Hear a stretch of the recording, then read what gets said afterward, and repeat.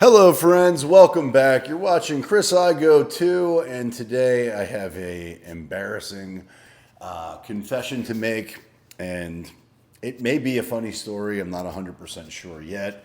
I guess it will kind of depend on the retelling of what actually happened, but there's no way for me to sugarcoat this.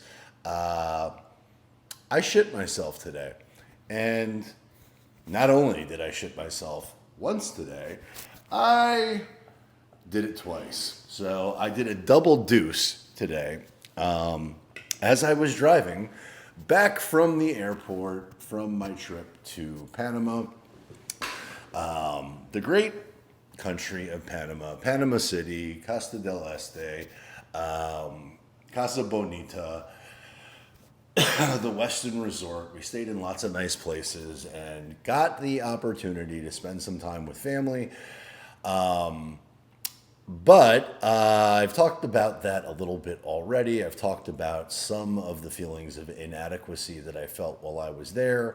What I did not talk about was my diet or potentially some of the ramifications from my dietary choices. Now, full disclosure, I eat healthy, and I'm 48 years old. I am very aware of my body being susceptible to bad eating habits. So I limit sugar. I try to eat organic foods. I try to eat whole foods, which is not the same as buying groceries at Whole Foods.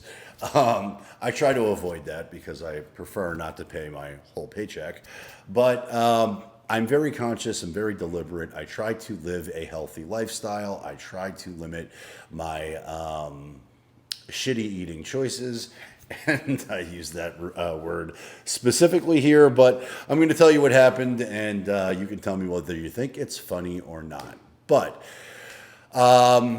yesterday was our travel day. We were traveling home from Panama, and turns out that Panama right now is suffering, not that they're suffering, but there are some strikes, there are some protests that are happening, and some of the workers are on strike, and they deliberately are choosing certain times. So, if you don't know what roads are closed down, or what roads are going to be shut off, or what roads are not going to be supported by workers, well, then chances are you're going to be sitting in traffic for a very long time. We wish to avoid that completely. So, as I've mentioned, I think thus far, if you've been watching for a while, you may have heard me lean into some of the boundaries we set on this trip. But I stayed in one location, my family, my children stayed in another location, and we alternated and had a good time and ended up having lots of fun on our trip. But this trip was a change to many of the traditions, many of the rituals, many of the things we've done in the past, specifically around spring break vacation. And I did not want to be the guy who ruined spring break for my children. I wanted to have a great time. I wanted to lean in. I wanted to ensure that my kids and I made happy memories. And that's not just limited to my kids. I want everybody to have a great time. I want everybody to feel the love of our family. And this trip was helpful for me because I think it popped the perception balloon that I've been holding on to, which is that the fantasy version of what I want my life to look like moving forward with my ex, with my family, with everybody involved in my life, it's going to change. It's going to change big time. And I've been suffering because I have not allowed myself to grow much in many of those areas of my life because I was afraid to, honestly. I'm afraid to rock the boat in some ways. I don't want to hurt my kids. I don't want to hurt my family. I don't want to hurt my in laws. I don't want to break traditions. I don't want to break rituals. But what I've come to realize over the course of the past 8 months is that the one that is suffering the most is me. And my daughter actually shared something with me yesterday, which I'll get into here in a second. But just to give you some context here, we got to the airport early. Our flight was scheduled to leave at 3. We arrived at the international airport at 11. We had more than enough time to go through customs. We breezed right through. It was very easy. It was very seamless. We were very well organized, packed, and my in-laws are international travelers, so they're experts at this. So it was really easy. It was very stress-free. And then we had a number of hours to entertain ourselves with. So we got something to eat. We entertained ourselves, and the airport is huge. There's lots of different shopping opportunities, lots of different places to distract yourself. And I had a blast. You know, the kids and I are running around the airport. We're going on the people mover. We're having a good time.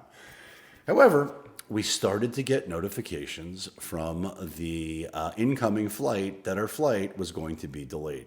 Now, I travel fairly often, and I know that on a travel day, it is very, very likely that the intended time of arrival is never going to be the time that I actually arrive. So when I'm traveling, I basically just mentally prepare for the fact that I'm not going to be going anywhere anytime soon, and I expect to wait all day. I expect to be very late. I don't expect to be on time, and I just embrace the suck. I know I'm going to be there all day. I know it's going to suck. So let's have as much fun as we possibly can with expectations being very low.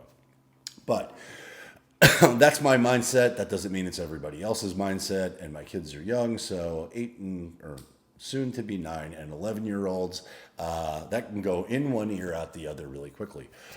But that's what happened. So we came to learn that our flight, which should have been there at 3, was then delayed to 4, to 5, to 6, to 7, to 8, to 9, to 10, to 11, to 12:45 a.m. So we were at the airport for an extreme amount of time. And unlike many of the airports in the United States, which may have airline lounges, VIP lounges that you can either get a day membership for or that you can opt into, this Panamanian airport doesn't really have that so much, but they did have something. So we were fortunate. We were blessed. We did find one. We got some space. We got some privacy, and it was pretty good. You know, I'm not here to complain about anything. It was a blessing. And so we had some drinks. We had our private space. We had some lounge chairs to relax.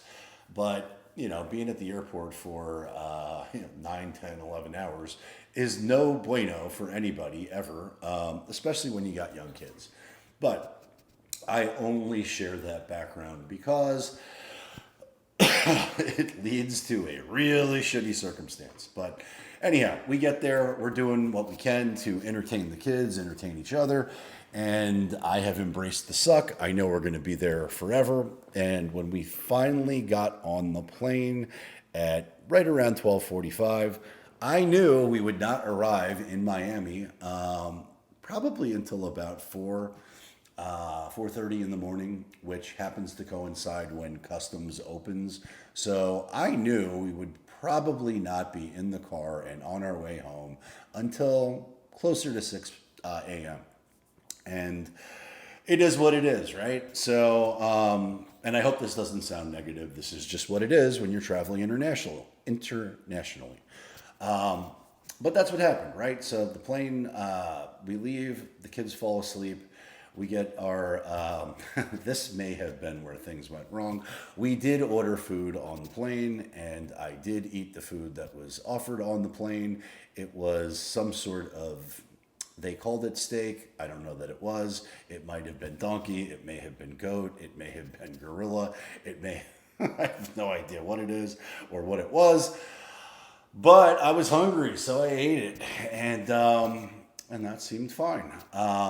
But we landed, and we disembarked and we went through customs, and it's all good. We breezed right through. However, when we got our bags and we're ready to leave and everybody's ready to go and all of our family is there with their suitcases ready to hit the road, I realized that the picture that I had took to document where I parked, I couldn't find it. And so I didn't know where I parked. I didn't remember where I parked. And that is always a shitty situation to be in. It also rained, I don't know for how long, but the entire parking lot seemed to be underwater. So I've got my brand new Nike Air Jordan sneakers, which Santa Claus was nice enough to bring to me this year. But my shoes are getting ruined. It's 1,000,000 degrees. I'm sweating. It's nasty. I can't find the car. And I went with the systemized approach. I started at the bottom and I walked the entire parking structure multiple times. I could not find the vehicle. The rest of the family gave up. They took an Uber. They got home, thank God, because that de escalated the stress. But eventually, after 2 hours of me roaming this parking lot, I did finally find the vehicle. And so when I did, that was a win. I felt great. I was exhausted. I'm delirious. I haven't slept. But I picked up my in-laws and away we went. But I shared with one of our family members, extended family members, that I was not feeling great. I was feeling a little bit nauseous, and they are very into natural remedies. They are very into holistic cures. And so what they suggested that I participate in or take is one of their supplements. And the supplement that they suggested was a peppermint oil. And I've never had a peppermint oil before.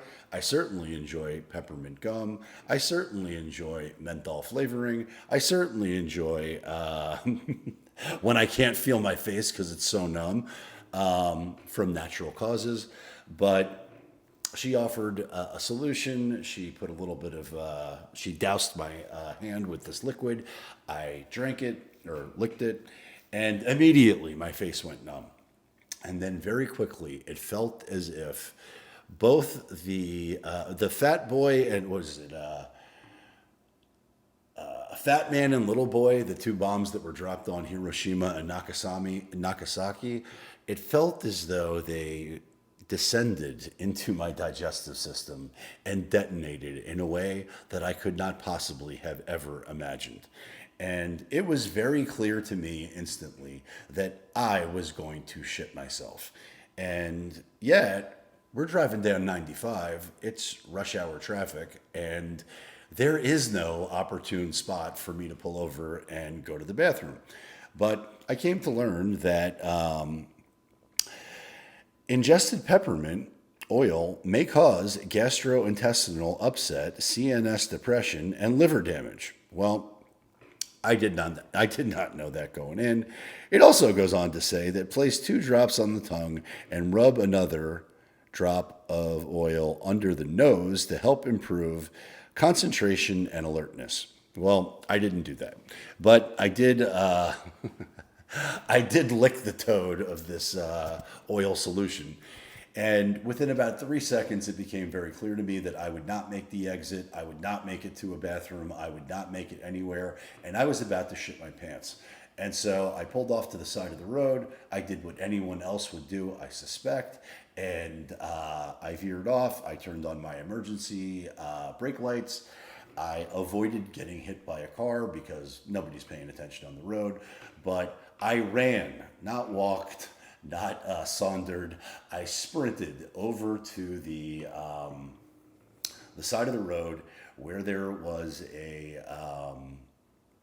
little bit of a fence, or maybe it was a restraining wall. I don't know. I don't even know what it was, but it was low enough to the ground for me to be able to pull my pants down, stick my asshole over the other end of it, and unleash the hounds of fury. Unleash 10 pounds of liquefied nastiness. It was as if I had unloaded a brownie batter mix of hellacious proportions. It was absolutely revolting. Now, I have two young daughters. Well, they're not young anymore, but I've had two babies, and I've changed their diapers. And when they would have blowouts, I remember what it was like when it would go up their back and down their legs, and in the front and in the back and everywhere in between. And that's exactly what I was suffering from. And it stunk to high hell. It was revolting. But it occurred to me that I have no method of cleaning myself up. So, and this is probably revolting, I needed to find something to try and at least get myself clean enough to get back into the car without destroying the leather of the seats on this car. So I found a leaf, I found a newspaper, I found my shirt, and I did the best I could under the circumstances. But I stunk to high hell. And I also knew that I wasn't going to last long. So got in the car. I apologized profusely. I apologized for the stench. They couldn't have been more graceful, kind, or lovely, but it was clear that they also wanted to throw up too. I probably should have suggested they put some of this mint oil underneath their nose to help them with the smell, but that didn't occur to me. And I barely made it to the next rest stop. And when I got to that rest stop, I sprinted out of the car. And if you've ever seen or heard the story Hansel and Gretel, where I believe the story goes that the witch found them because they were leaving cookie crumbs, and maybe I'm getting the story wrong. Maybe it's Little Red Riding Hood. I don't exactly remember. It doesn't matter. But I was leaking, and there was a brown stain that was following me. I was very trackable as I sprinted to the toilet. And when I got there, I unleashed a nuclear bomb of epic, disgusting proportions. And, whew, God, did I feel better. However, there was no toilet paper. There was nothing. There were paper towels, which it was as if I was shoveling myself clean with these paper towels. It was revolting. And I knew there was no way that I could pretend this did not happen. So I employed some creativity, and what I was left with, my options were paper towels, which I used quickly. There was no toilet paper. There were the seat covers, which I did figure out a good use for. And then there was a sink. So I removed my undergarments and threw those out. I took the pants that I was wearing and I drenched them in the sink, and I wrung them dry and wiped them down so they were less revolting than what they actually were, but I could pass. And then I proceeded to use whatever was left of the toilet seat covers to create an adult diaper for myself, which really wasn't even a diaper. It was more of I'm coming up with a new word here, a aspon. Not to be confused with the tampon, but this is a wedge of toilet cover seat that I basically just jammed up my ass and anywhere else I could fit in my shorts. And that was it. Got back in the car, apologized profusely, and away we went. Thank the good Lord that I made it home. When I got home, I did clean up my mess. I did provide a towel to make it a little bit more sanitary. I did offer to clean the car when I had finally cleaned myself up. But I don't know that I've ever taken a more satisfying shower in my life. I could not believe If you guys ever watch true crime detective stories and they talk about brain spatter or blood spatter or whatever, well, I had shit spatter everywhere and it was revolting. It was impossible. It reminded me so much of my kids when they were younger, but it was up to my neck, in my ears, in my hair, in my elbows, in my everywhere. And I took a good shower and got myself loofah'd clean to the utmost of my ability. And now I smell fantastic. I took a nap. I feel better. I'm hydrating. I'm going to be a little bit more smart with my non-acidic, neutral food choices here for the next few days. Do a little bit of a detox. And the best way to fully demonstrate that is through drinking a Monster Energy, which just want to make sure I got everything out of my system first. But that's what I'm doing, and we survived spring break. Now, you might notice I got a little bit of a black and blue mark on my arm. I've got some abrasions about my body, and my daughters pointed that out. They wanted to know where they were from, and it was because I was on these rope swings and on this obstacle course and on these zip lines, and it was amazing. But I bruise easy, and that's okay. But I don't know if there's a moral of the story other than to hopefully not thoroughly revolt you and ensure that you never watch anything I have to say again. But I figured if I shit myself, I should probably tell that story. And if I double deuced myself on the same day, well, who better than to share with you? So if nobody's told you that they love you today, just know that I do. There is no shame in my game. If I'm going to drop a Dulce de Leche,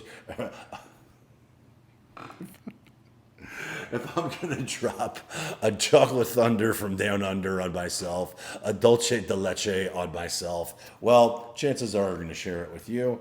But I don't recommend that you do that. So don't know if it was Montezuma's revenge. Don't know if it was that I drank tap water. It could have been a million different things, but be careful, be prepared. Always carry a change of underwear with you, which I think I might need to start doing for myself, but whoop-de-freaking do.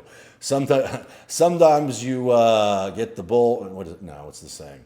Sometimes you get the no. If you mess with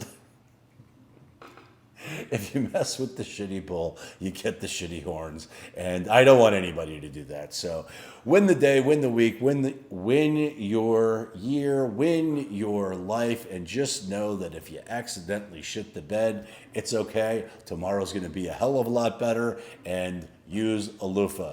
Look forward to seeing you on my next video, and until next time,